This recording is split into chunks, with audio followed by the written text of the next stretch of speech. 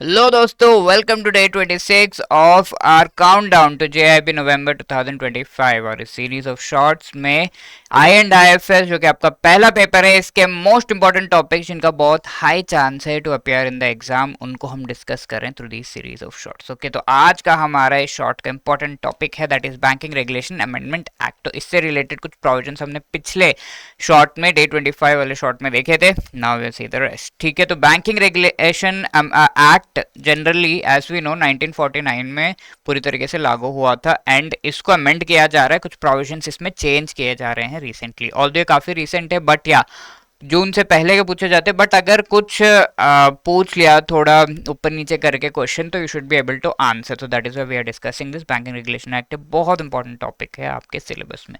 तो Banking regulation act के तहत कैश रिजर्व से रिलेटेड एक अमेंडमेंट देखने को मिला है। क्या प्रोविजन था? पहले ये था कि शेड्यूल्ड बैंक सारे जो हैं वो cash reserve CRR and SLR maintain करेंगे। So the first question, scheduled bank कौन है? आरबीआई एक्ट के सेकंड शेड्यूल में जिस भी बैंक का नाम लिखा हुआ है they are called the scheduled banks. ठीक है, एक लिस्ट है जिसमें नाम अगर है उस बैंक का तो it is called the scheduled bank, नहीं है तो नॉन शेड्यूल्ड बैंक। अब जो शेड्यूल्ड बैंक है उनको CRR, cash reserve ratio, SLR maintain करना होगा, स्टैट्यूटरी लिक्विडिटी रेशियो।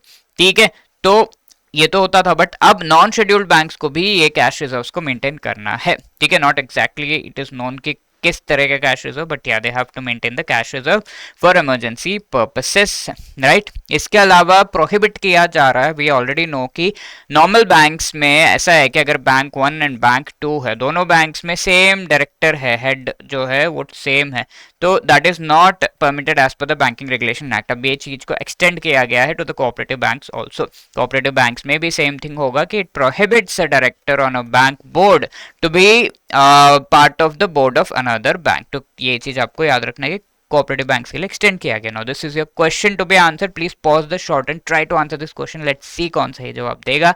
अब इसके अलावा ये क्वेश्चन पिछले सेशन में पूछा गया था कि as per Banking regulation Act Amendment Act 2025 कोई भी डायरेक्टर कितना टेन्योर से ज्यादा जो है अपने पोजीशन पे नहीं रह सकता। ठीक है, तो मैक्सिमम टेन्योर कितना है किसी डायरेक्टर का? तो 8 इयर्स था नॉर्मल बैंक्स के लिए, एंड कोऑपरेटिव बैंक्स के लिए एक्सटेंड किया गया है तो 10 इयर्स दिया गया है कि कोऑपरेटिव बैंक्स में वो पर्टिकुलर डायरेक्टर रह सकता है। That is why B is the right answer over here. I hope you will remember. Wishing you all the best.